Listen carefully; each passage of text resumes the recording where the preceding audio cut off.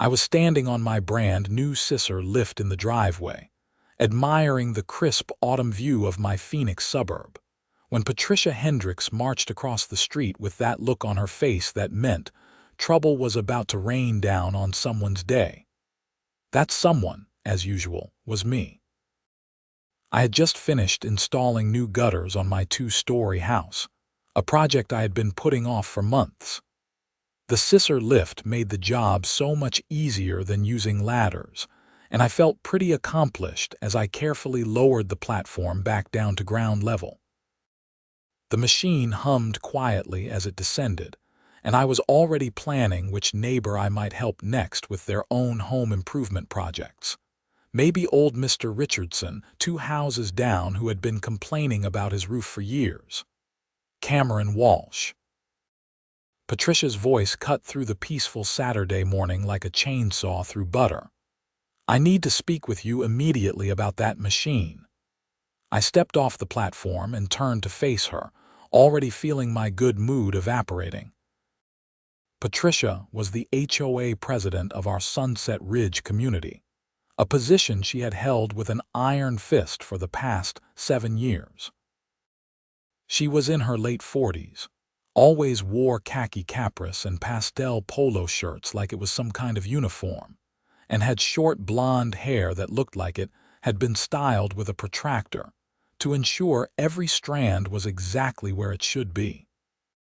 "Good morning, Patricia," I said, trying to keep my voice level. "What can I help you with?" She stopped at the edge of my driveway, hands on her hips, and stared at the Scissor lift like it had personally offended her entire family. "That machine, how long have you had the training to operate it?" I frowned, not understanding where this was going.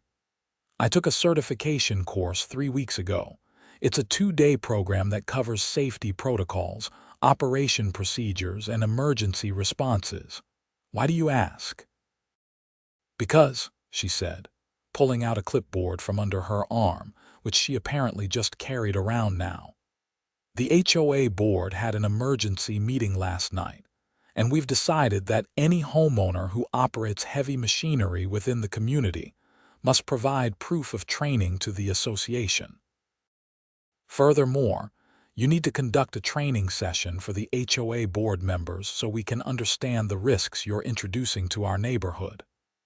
I stared at her for a long moment, waiting for the punchline. When none came, I said, "You want me to train you on how to use a Scissor lift?" "Not just me," Patricia corrected. "The entire HOA board, and we want copies of all your certification materials, training manuals, and any videos or resources you used. We need to understand what qualifications are necessary for operating such equipment in a residential area." "Patricia, this is my personal equipment that I use on my property. I'm not running a business here. I'm just doing home maintenance." She consulted her clipboard, running a manicured finger down what looked like a printed list. "According to HOA Bylaws Section 14, Subsection C, any activity that could potentially impact property values or community safety must be approved and documented by the board. Your operation of industrial equipment without board knowledge or approval is a violation." "I read those bylaws when I moved in 5 years ago," I said, feeling my patience starting to thin. "That section is about home businesses and commercial activities. This is neither. The board interprets it differently." She looked up from her clipboard with a tight smile that did not reach her eyes. "We need you to conduct a 4-hour training session next Saturday for myself, Linda Morrison, George Chen, and Deborah Fitzgerald. Additionally, we require all your training materials by Wednesday so we can review them beforehand." I took a deep breath, counting to 5 in my head. "And if I refuse?" "Then we'll have no choice but to fine you $500 per day until you comply, and we'll put a lien on your property if the fines go unpaid. It's all in Section 23 of the Enforcement Procedures." She handed me a printed notice that looked like it had been prepared before she even walked over here, which meant this ambush was premeditated. The document outlined exactly what she had just said, complete with citations to various HOA rules that I was pretty sure were being stretched beyond their original intent. "I'll need to think about this," I said, taking the paper. "You have until Monday to confirm your compliance," Patricia said. "Otherwise, the fines begin Tuesday morning. Have a blessed day, Cameron." She turned and walked back across the street to her house, clipboard tucked back under her arm like a weapon she had just successfully deployed. I stood there in my driveway, holding the notice and feeling the kind of anger that starts in your chest and spreads outward until your fingertips tingle. My neighbor, Jorge Martinez, emerged from his garage and walked over, having clearly witnessed the entire exchange. Jorge was a retired electrician in his 60s who had lived in the neighborhood longer than anyone, except maybe Mrs. Chen 3 streets over. "She's really something, isn't she?" Jorge said, shaking his head. "Last month, she tried to fine the Hendersons for having their trash cans visible from the street 10 minutes before collection time. Before, not after before. She wants me to train the entire HOA board on Scissor lift operation," I said, still processing the absurdity. "And hand over all my certification materials." Jorge whistled low. "That doesn't sound legal, brother. You might want to talk to a lawyer about that." "It's probably not worth it," I said. "I mean, how much could a lawyer cost compared to just doing the training?" "Your time is worth something," Jorge pointed out. "And if you give in to this, what's she going to demand next? That we all share our driver's education certificates, proof that we know how to use our lawnmowers safely." He had a point. Patricia had been getting progressively more aggressive with her HOA enforcement over the past year. She had fined the Petersons for having a decorative gnome that was allegedly 2 inches taller than the allowed garden ornament height. She had sent violation notices to the Taylors for painting their front door a shade of blue that was supposedly not on the approved color list, even though 3 other houses had similar blues. And she had tried to prevent the Johnsons from installing solar panels because they were visually disruptive to the neighborhood aesthetic. "You know what, you're right," I said. "I'm going to call a lawyer Monday morning. This feels wrong and I'm not going to just roll over." Jorge clapped me on the shoulder. "Good man. Let me know if you need a witness statement or anything. I've got stories about Patricia that would curl your hair." That night, I sat at my kitchen table and reread the notice Patricia had given me about 6 times. The more I looked at it, the more ridiculous it seemed. She was essentially demanding that I provide free labor to train her and share proprietary materials that I had paid for with my own money. The Scissor lift certification course had cost me $800. And the training materials were copyrighted by the company that issued the certification. Sunday morning, I decided to do some research. I spent 4 hours going through Arizona labor laws, intellectual property rights, and HOA regulations. What I found was illuminating. There were numerous legal protections against forced labor, sharing of professional certifications, and misuse of HOA authority. The more I read, the more convinced I became that Patricia was way out of line. Monday morning, I called every employment attorney in Phoenix until I found one who had experience with HOA disputes. Her name was Rebecca Torres, and she had a reputation for taking on overzealous homeowner associations. Her secretary scheduled me for a consultation that afternoon at 2. Rebecca's office was in a modest building in downtown Phoenix, the kind of place that looked professional without being intimidating. She was in her mid-40s, with dark hair pulled back in a practical ponytail, and she greeted me with a firm handshake, and an expression that suggested she had heard every ridiculous HOA story imaginable. I explained the situation, showing her Patricia's written notice and the relevant sections of our HOA bylaws. Rebecca listened without interrupting, occasionally making notes on a legal pad. When I finished, she sat back in her chair and shook her head slowly. "Mr. Walsh," she said, "what your HOA is demanding violates at least 6 different labor laws, and that's just off the top of my head." 6, I repeated, somewhat stunned even though I had expected her to say it was illegal. "Let's start with the obvious ones," Rebecca said, flipping to a fresh page on her legal pad. "First, they're demanding unpaid labor from you. Under the Fair Labor Standards Act, you cannot be compelled to provide professional training services without compensation. Second, they're demanding you share proprietary training materials that you don't own.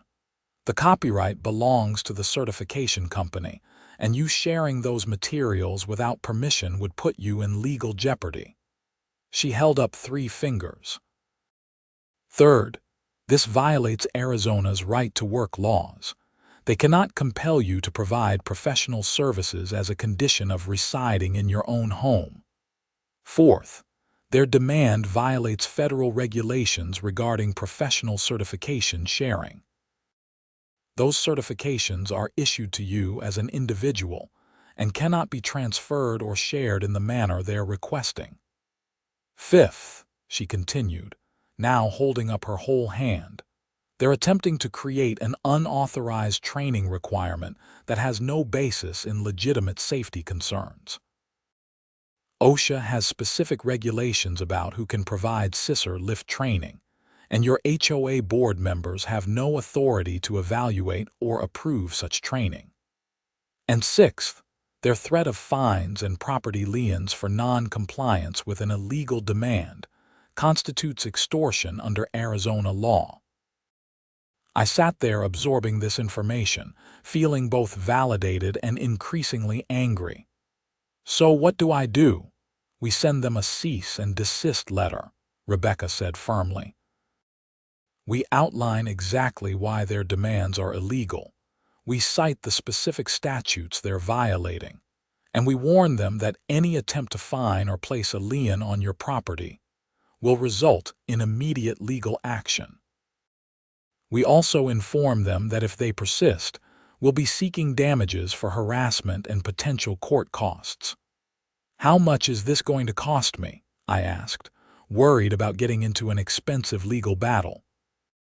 "Initial consultation and the cease and desist letter, $500, Rebecca said.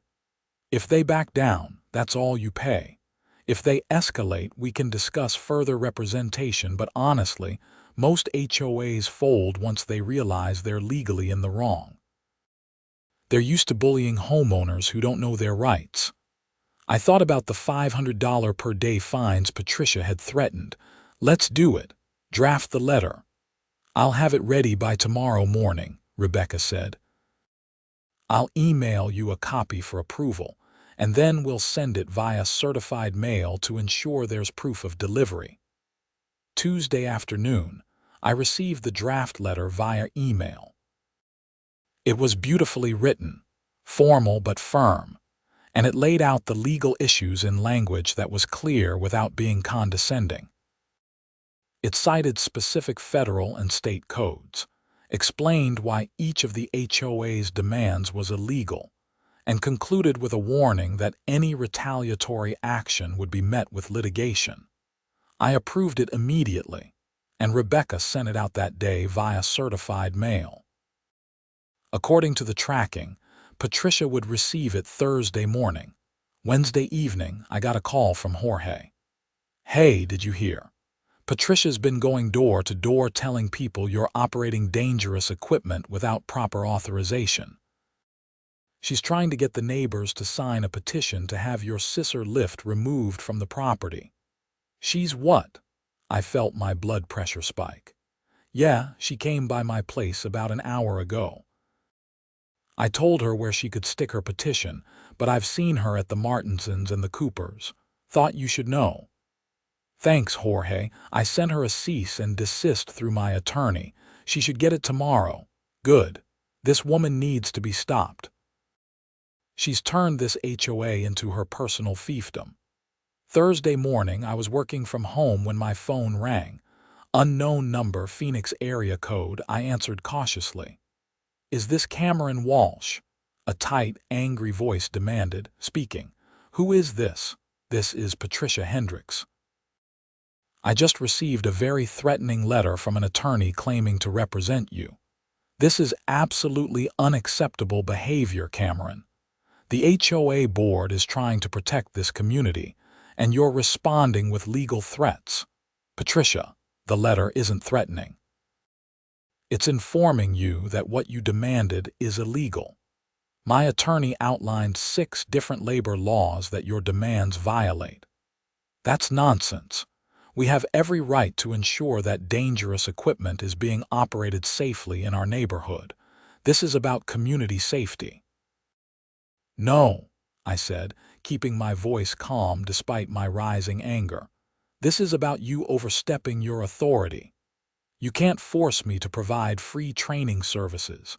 You can't demand I share copyrighted materials. And you definitely can't fine me or put a lien on my property for refusing to comply with illegal demands. We'll see about that, Patricia snapped. I'm calling an emergency HOA board meeting for tomorrow night. We're going to discuss your refusal to cooperate and your hostile attitude toward community safety. And we're proceeding with the fine starting today. Patricia, I strongly suggest you consult with the HOA's attorney before you do anything else. If you proceed with those fines, my attorney will file a lawsuit and you'll be personally liable. Don't tell me what to do, she shouted. I've been running this HOA successfully for 7 years, and I don't need some contractor telling me what I can and cannot do. I'm not a contractor. I'm a software engineer who owns a Scissor lift for personal home maintenance. And you're not running this HOA successfully if you're violating federal labor laws. She hung up on me. I immediately called Rebecca Torres. She threatened to proceed with the fines, I told her, and she's calling an emergency board meeting for tomorrow night. Perfect, Rebecca said, and I could hear the satisfaction in her voice. Let her proceed. Document everything. Record the board meeting if Arizona's recording laws allow it, which they do for meetings you're a party to.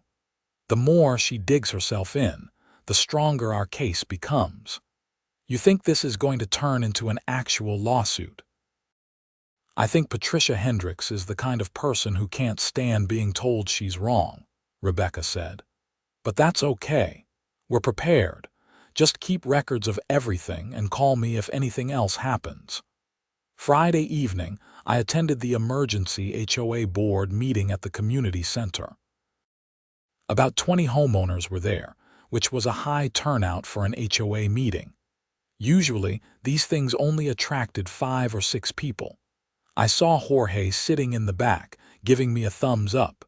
Several other neighbors I was friendly with were also present, looking concerned. The board sat at a long table at the front.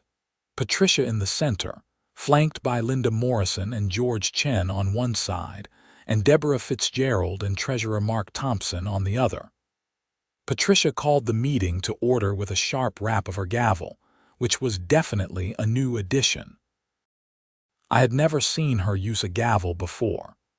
We're here tonight to address a serious matter, Patricia began, her voice carrying that tone of righteous authority she always used at these meetings. Cameron Walsh has been operating heavy industrial equipment on his property without HOA approval, and when we reasonably requested that he provide proof of training and share his knowledge with the board for safety purposes, he responded by having his attorney threaten us with legal action. Several people in the audience murmured. I raised my hand.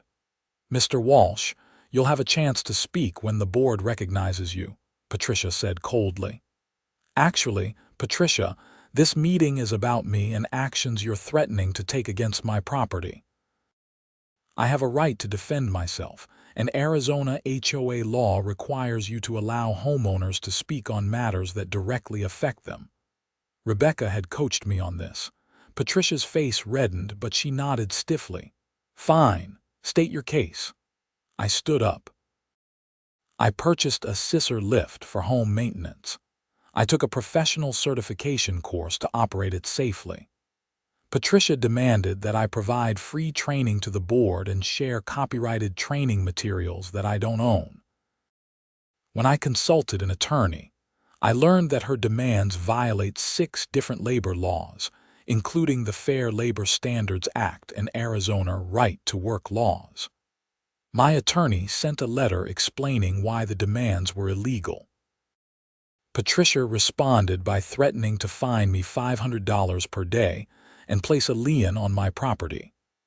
More murmuring from the audience, some of it sounding supportive of my position.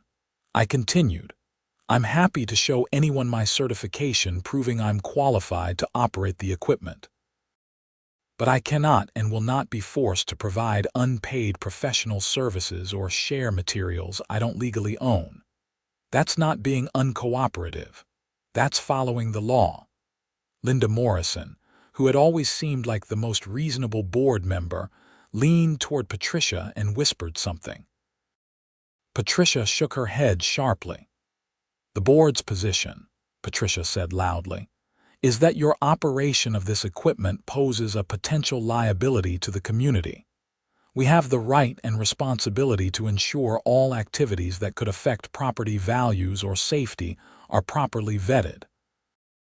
Your refusal to cooperate leaves us no choice but to implement the fines outlined in our enforcement procedures.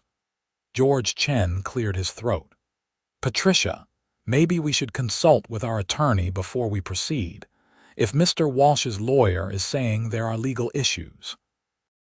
Our attorney charges $300 an hour, Patricia cut him off. We're not wasting HOA funds on this when the bylaws clearly support our position. I noticed several board members looking uncomfortable. Mark Thompson was studying his notes intently, and Deborah Fitzgerald was biting her lip. Only Patricia seemed completely confident. Jorge stood up from the back. I've got a question. Patricia, did you actually read the letter from Mr. Walsh's attorney? Because it sounds like there might be legitimate legal concerns here. I read it, Patricia said dismissively. It's full of legal jargon meant to intimidate us. The attorney is clearly just trying to run up billable hours by throwing around statute numbers and making threats. Those statute numbers represent actual laws, I said. Federal and state laws that govern labor and intellectual property. If the board proceeds with illegal fines, you'll be opening the HOA up to a lawsuit that will cost everyone here a lot more than my attorney's fees. Is that another threat, Mr. Walsh?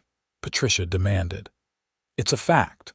My attorney will file suit if you proceed with illegal fines. And according to Arizona law, if a court finds that the HOA acted maliciously or in bad faith, individual board members can be held personally liable. That means your personal assets could be at risk, not just HOA funds. That got their attention.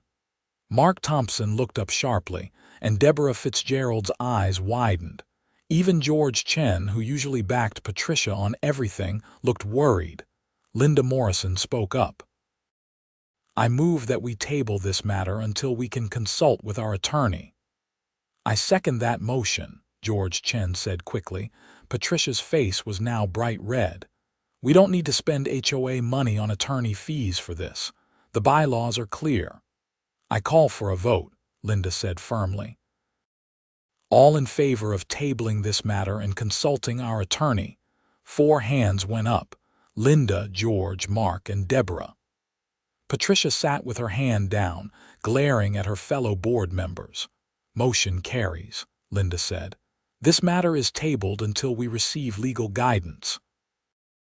This is ridiculous, Patricia said, standing up abruptly. We're the board. We're supposed to make decisions, not cave every time someone threatens us with a lawyer. We're supposed to act in the best interests of the HOA, Linda said, her voice calm but firm. And that includes not exposing the association to unnecessary legal liability. Meeting adjourned. Patricia grabbed her papers and stormed out of the room, leaving her gavel behind. The other board members looked at each other uncomfortably, and then the meeting broke up with people clustering in small groups to discuss what had just happened. Jorge came up to me, grinning. "That was beautiful. Did you see her face when you mentioned personal liability?" "I didn't want to play that card," I admitted, but she wasn't leaving me much choice. Linda Morrison approached us, looking apologetic. "Cameron, I'm sorry about all this. Patricia has been increasingly difficult to work with. She sees challenges to her authority everywhere, and she responds with escalation. Most of us didn't even know about this Scissor lift thing until she called the emergency meeting." "I appreciate you calling for the legal consultation," I said. "It's the only sensible thing to do." "Honestly, I've been considering resigning from the board. This isn't what I signed up for. I wanted to help maintain our neighborhood, not get involved in legal battles over training certifications." She walked away, shaking her head. George Chen and Mark Thompson came over next. "For what it's worth," George said, "I don't think you're doing anything wrong. My brother-in-law has one of those Scissor lifts for his business, and he says the certification is no joke. If you went through the proper training, that should be enough." "Thanks, George." "Patricia is going to be furious about this," Mark warned. "She really doesn't like being overruled." "I noticed," I said dryly. I went home that night feeling cautiously optimistic. The board had backed down from the immediate threat, and it seemed like most of them were reasonable people who had just been bulldozed by Patricia's aggressive approach. Maybe this would blow over once they consulted their attorney and realized the legal risks. I should have known better. Saturday morning, I woke up to find a new violation notice taped to my front door. This one cited me for unauthorized commercial vehicle parking because the Scissor lift was supposedly a commercial vehicle that violated the HOA's prohibition on business vehicles being parked in driveways overnight. The fine was $250. I took a photo of the notice and immediately emailed it to Rebecca. She called me 20 minutes later. "This is retaliation," she said bluntly, "and it's going to make our case much stronger. The Scissor lift isn't a commercial vehicle by any definition. It's personal property used for home maintenance. Is it even a vehicle? It doesn't have an engine for road use. It's electric and designed for vertical movement only," I confirmed. "There's no way it could be driven on a street. It's a piece of equipment, not a vehicle." "Perfect."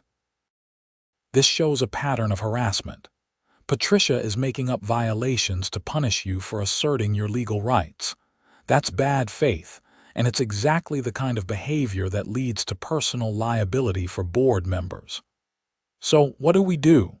We add this to our documentation," Rebecca said. "I'm going to draft a more detailed letter to the entire HOA board, copying the HOA's attorney if we can find their contact information. We'll outline not just the original violations, but also this new retaliatory action. And I'm going to recommend that you file a formal complaint with the Arizona Department of Real Estate. There's a department that oversees HOAs. Yes, and they take complaints seriously when HOAs exceed their authority or engage in harassment. It won't resolve things overnight, but it creates an official record." That afternoon, I was washing my car in the driveway when Patricia drove by slowly, staring at me with undisguised hostility. She circled the block and drove by again, then parked across the street and sat in her car watching me. It was deeply unsettling. Jorge came out of his house and walked over, glancing at Patricia's car. She's been sitting there for 20 minutes. I've been watching from my window. This is turning into stalking. I'm documenting everything, I said quietly, pulling out my phone and taking a quick video of her car parked across the street, her visible through the windshield staring at my house. Jorge raised his voice slightly, clearly intending for it to carry. You know, it's a nice day for car washing. Nothing like taking care of your personal property on your own private driveway where you have every legal right to be. Patricia's car started up, and she drove away quickly. Jorge laughed. Woman's got no shame. Sunday passed quietly, but Monday morning brought a new development.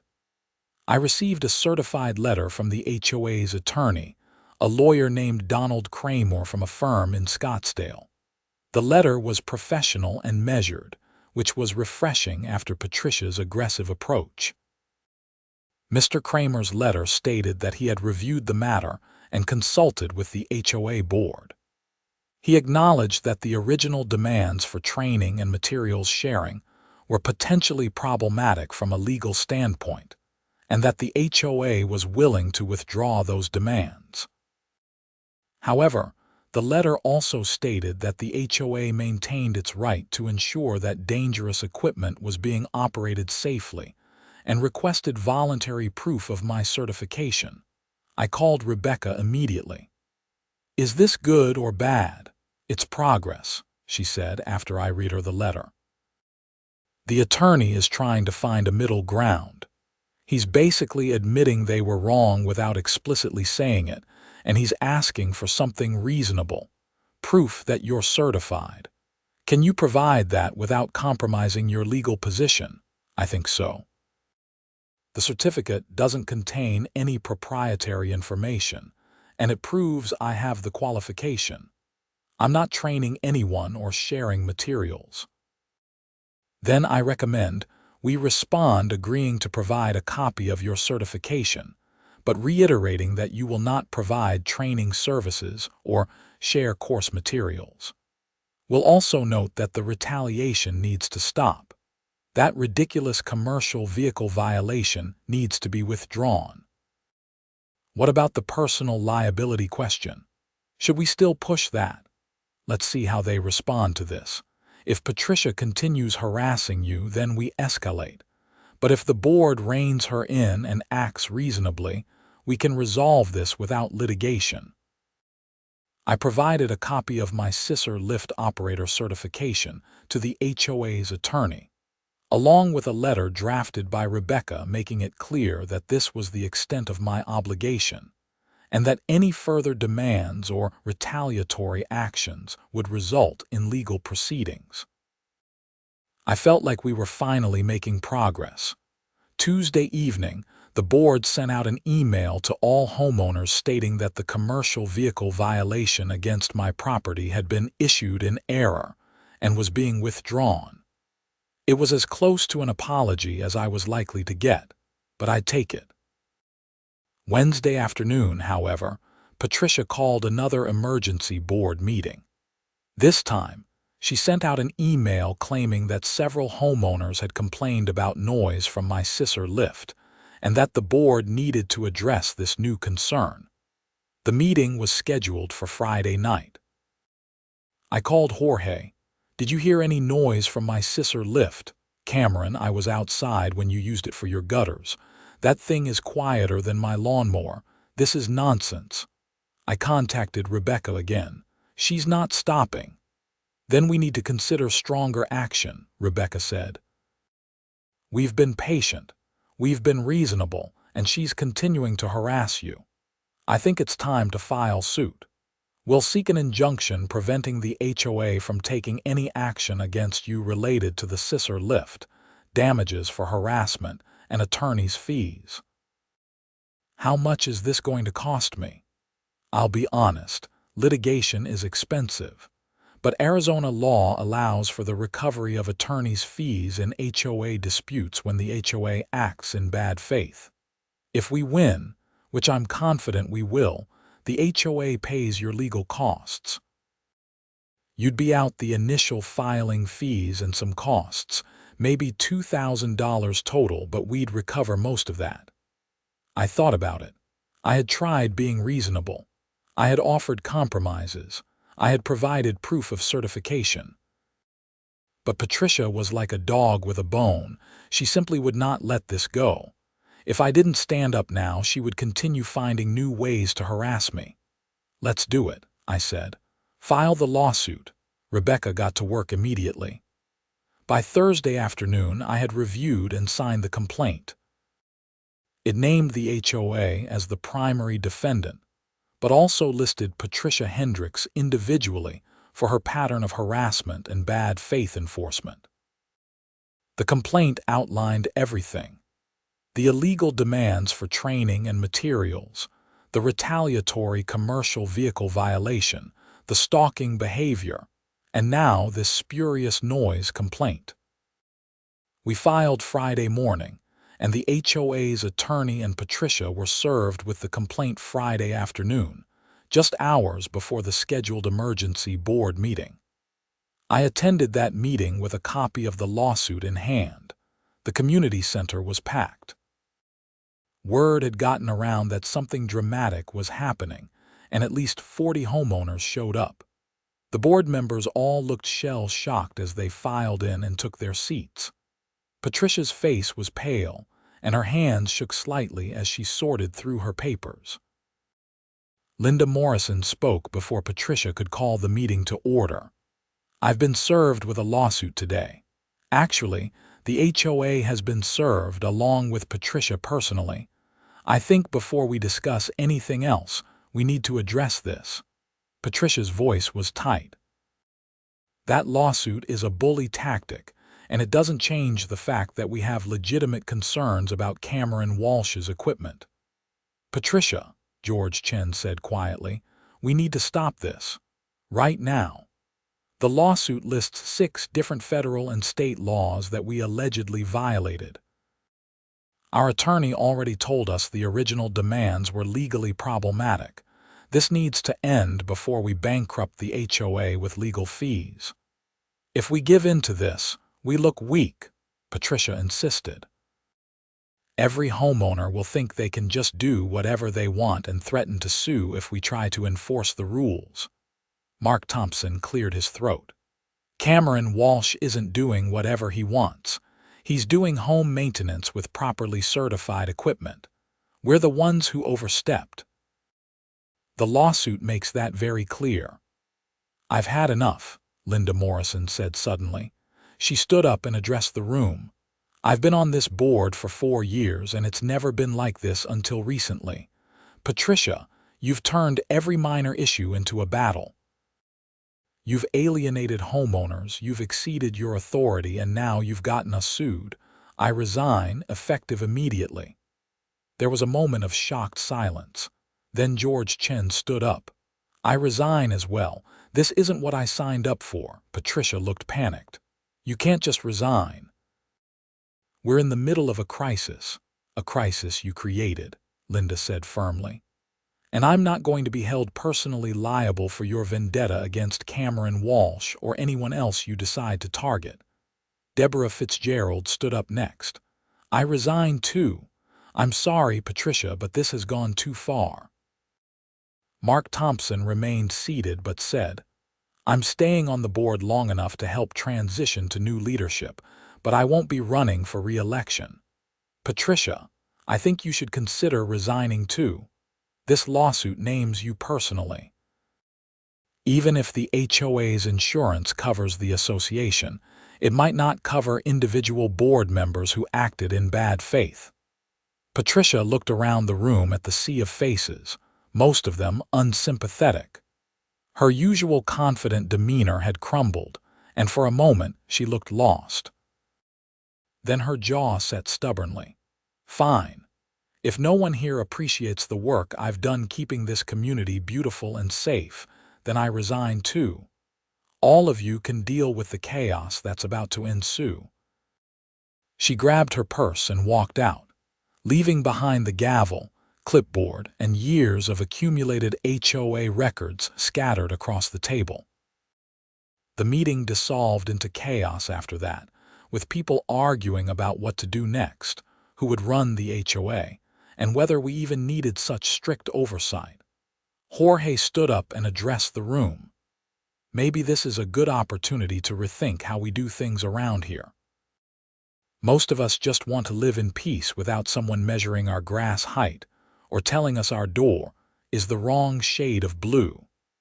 How about we vote on simplifying the bylaws and focusing on actual community needs instead of petty enforcement? There was a surprising amount of agreement with that sentiment. Several homeowners volunteered to form an interim board to review the bylaws and organize proper elections. It felt like the beginning of something better. The next week, Rebecca received a call from Donald Kramer, the HOA's attorney. He wanted to discuss a settlement. According to Rebecca's recap, Kramer was exasperated with Patricia and had been advising against her aggressive approach from the beginning. With her resignation and the board's collapse, he saw an opportunity to resolve everything quickly. The proposed settlement was straightforward. The HOA would formally withdraw all violations and fines against me, issue a written acknowledgement that I had done nothing wrong, pay my attorney's fees and court costs, and agree to leave me alone regarding the Scissor lift. In exchange, I would dismiss the lawsuit against the HOA and Patricia. What about Patricia's personal liability? I asked Rebecca. That's where it gets interesting, she said. Kramer says Patricia is terrified of being held personally liable. She's willing to sign a personal apology and agree to never seek a position on the HOA board again. She'll also agree to an informal restraining order. No contact with you except for normal neighborly interactions. No complaints or violations filed against you for any reason without approval from the new board. If she violates any of that, we can refile the lawsuit against her personally. And if I say no to the settlement, then we go to trial, which could take months and cost both sides a lot of money. We'd probably win, but litigation is always a risk. The settlement gives you everything you wanted: vindication, your costs covered, and assurance that this won't happen again. I thought about it for all of 5 seconds. Let's settle. This was never about punishing anyone. It was about being left alone to use my own property. The settlement was finalized 2 weeks later. The HOA issued a formal letter to all homeowners explaining that there had been misunderstandings regarding equipment operation standards, and that I had been unfairly targeted. My attorney's fees, which had come to $3,800, were paid in full by the HOA. Patricia signed the personal apology, which was brief and clearly written by an attorney, but it was something. She also signed the agreement barring her from future board service and the no-contact provisions. According to Jorge, she listed her house for sale a month later. I saw her once from a distance after that, loading boxes into a moving truck. She didn't look my way. The interim board that formed after the mass resignation was a breath of fresh air.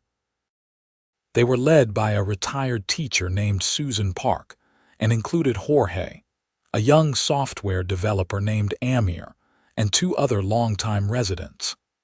They immediately set about revising the bylaws, stripping out the most petty and overreaching provisions. The new bylaws focused on legitimate community concerns: maintaining common areas, managing the community pool and playground, and enforcing only the most basic standards like no junk cars on lawns or abandoned properties. The ridiculous rules about exact paint colors, gnome heights, and pre-approved home improvements were eliminated. The enforcement procedures were revised to include multiple warnings before any fines and mandatory mediation before legal action. At the first official meeting of the new board, Susan addressed the packed community center. "We're here to serve the community, not rule it. If you have concerns, we'll listen. If you disagree with us, we'll discuss it. And if we're wrong, we'll admit it and fix it. That's how this should work." The applause was genuine and enthusiastic. Several people came up to me afterward to thank me for standing up to Patricia. Some admitted they had their own stories of her petty enforcement, but had been too intimidated to fight back. A woman named Veronica Sanders approached me near the end of the meeting. She was in her 30s, a nurse at Phoenix General, and lived 3 streets over. "I just wanted to say thank you," she said. "Last year, Patricia fined me $500 because my work schedule meant I sometimes put my trash out the night before pickup instead of the morning of. She said it was aesthetically disruptive. I couldn't afford to fight it, so I just paid the fine and felt terrible about it." Knowing that someone stood up to her and won means a lot. "I'm sorry you went through that," I said. "That's exactly the kind of thing that shouldn't happen." "Well, it won't happen anymore, thanks to you and your lawyer." Over the next few months, life in Sunset Ridge improved dramatically. The new board focused on actual community building. They organized a neighborhood barbecue, improved the playground equipment, and started a community garden. The pool, which Patricia had kept locked most of the time claiming liability concerns, was opened with reasonable hours and supervision. I used my Scissor lift twice more that year, once to help Mr. Richardson with his roof inspection, and once to help Jorge install new light fixtures on his garage. Nobody complained, nobody demanded training certifications, and nobody threatened fines. It was exactly how it should have been from the beginning. Rebecca Torres sent me a bottle of nice bourbon with a note. "To standing up for yourself, these cases are why I love my job." I appreciated the sentiment, though I would have preferred never needing her services in the first place. About 6 months after everything settled, I was at the grocery store when I ran into Linda Morrison, the former board member who had been the first to stand up to Patricia at that crucial meeting. She was shopping with her husband, and we chatted briefly about how the neighborhood was doing. "You know," she said, "I felt terrible about how things escalated with Patricia. I should have stood up to her sooner. She had been getting worse for over a year, but the rest of us just went along because it was easier than arguing with her." "I don't blame you or the other board members," I said. "Patricia was very good at making people feel like they were the problem if they disagreed with her. Still, I'm glad you fought back. Sometimes it takes one person being willing to say no for everyone else to realize they can too. Our neighborhood is so much better now." She was right. The change was palpable. People were friendlier, more willing to chat when you saw them outside, less stressed about accidentally violating some obscure rule. Kids played in yards without parents worrying about noise complaints. People tried new landscaping ideas without fearing violation notices. The incident even had ripples beyond our neighborhood.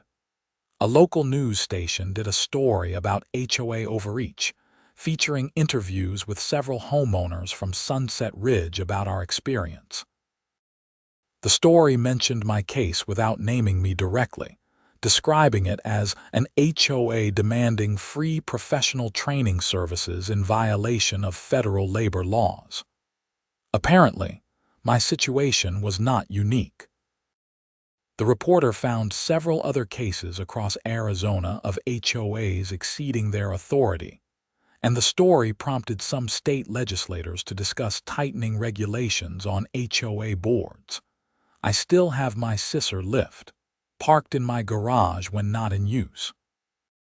It's been incredibly useful for maintenance around my property, and I've probably saved thousands of dollars by being able to do my own gutter work, exterior painting, and roof inspections. Several neighbors have asked to borrow it, and I've been happy to help as long as they understand the basic safety procedures. The certification course I took taught me not just how to operate the lift, but also how to assess risks and prevent accidents. It was worth every penny of the $800 I paid, and I would recommend it to anyone considering using similar equipment. But it's mine, earned with my time and money, and the idea that an HOA could demand I share it for free still strikes me as absurd. Jorge and I sometimes joke about Patricia and her clipboard, though we try not to be too harsh. She clearly had control issues and struggled with the authority that came with being HOA president. Maybe she meant well initially and just lost sight of the purpose somewhere along the way. Or maybe she was always that way, and the position simply gave her an outlet for it. Either way, her departure and the board's restructuring transformed Sunset Ridge from a place where you walked on eggshells about every minor decision to a place that actually felt like a community. The new board's approach of trust first, enforce only when necessary, created an environment where people took pride in their homes without fear. Looking back, I'm glad I called Rebecca Torres that Monday morning instead of just complying with Patricia's demands. It would have been easier in the short term to spend 4 hours on a Saturday training the board and hand over copies of my materials, but it would have set a terrible precedent. Patricia would have learned that aggressive demands worked, and she would have continued escalating with me and everyone else. By standing up, even though it cost me time, stress, and initial legal fees, I helped break that cycle.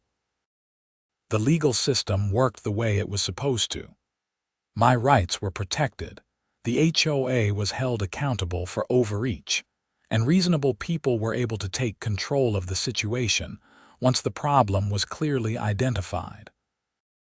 The laws Rebecca cited: the Fair Labor Standards Act, Arizona Right to Work laws, copyright protections, OSHA training regulations, and the extortion statutes existed for good reasons. They protected workers, homeowners, and individuals from being exploited or bullied by those with authority. Patricia thought she could ignore those laws because she was used to getting her way, but the legal framework held firm.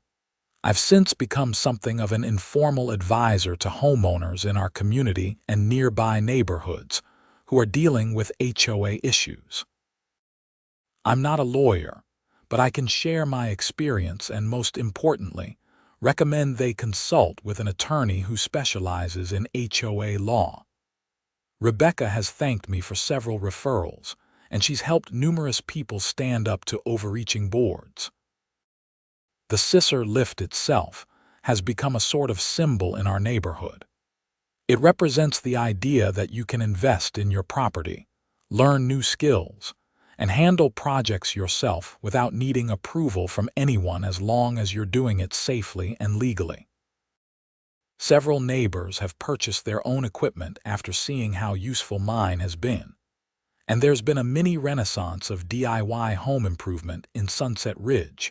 Susan Park, the new board president, once told me that the Patricia situation was a wake-up call for a lot of people.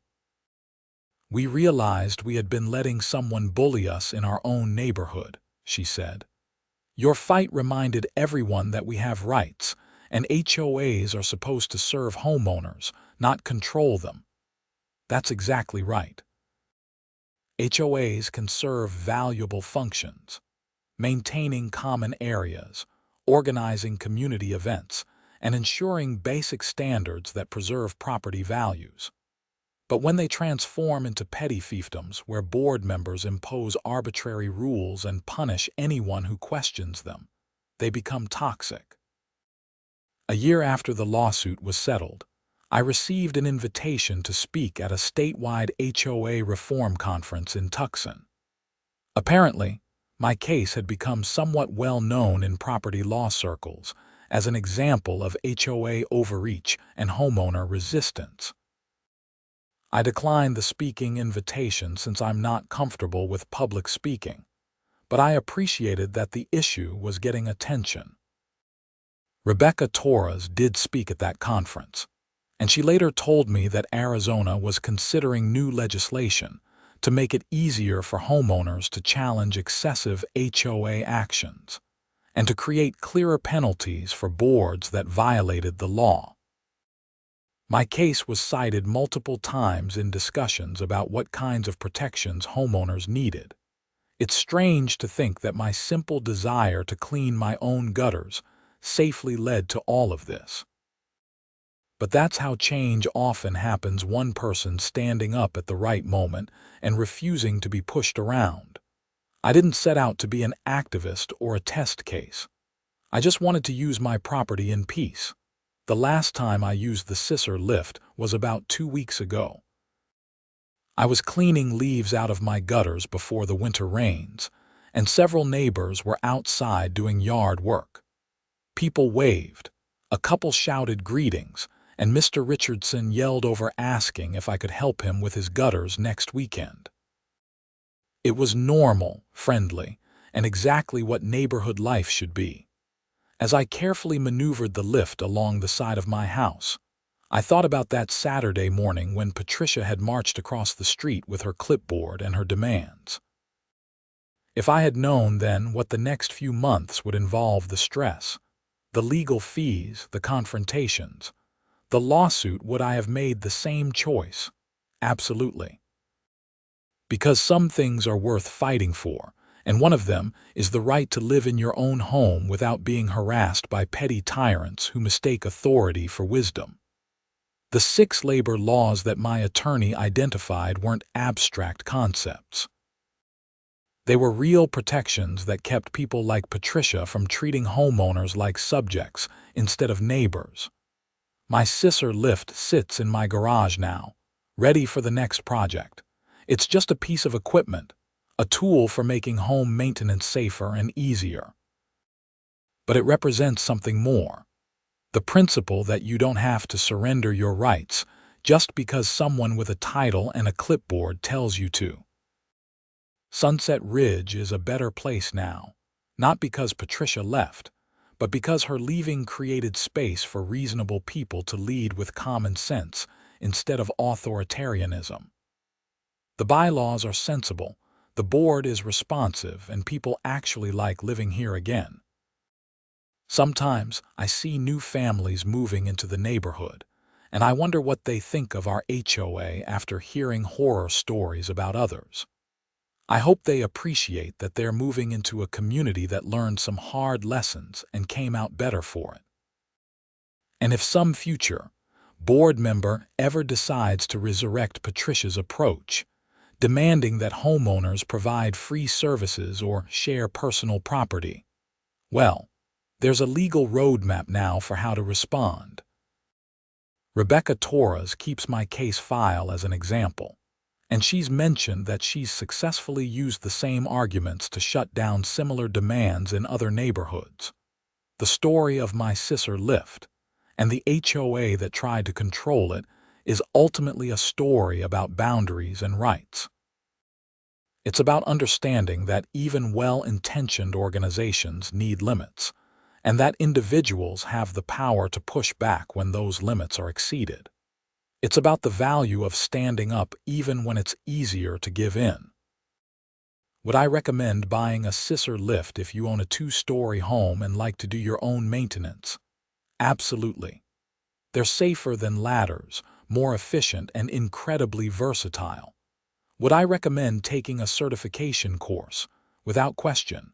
The training is comprehensive and valuable. Would I recommend standing up to an overreaching HOA? That's a more complicated question because it depends on your situation, resources, and willingness to endure stress. But if you have a clear case, access to a good attorney, and a violation of actual laws rather than just annoying rules, then yes. Sometimes standing up is the only way to stop the cycle. My experience taught me that most people are reasonable if you give them the chance, that legal systems exist for good reasons, and that community thrives when it's based on respect rather than fear. It also taught me that sometimes the most unexpected things, a piece of construction equipment, a training certification, An HOA president with a clipboard can become the focal point for larger questions about rights, power, and community. I still live in Sunset Ridge, still use my Scissor lift, and still appreciate the transformation our neighborhood underwent. The house 3 doors down from Patricia's old place sold to a young couple with 2 kids. They painted their front door a vibrant teal that probably would have given Patricia a stroke, and it looks great. That's what a real community looks like: diverse, colorful, and free. And I'm proud to have played a small part in making it that way.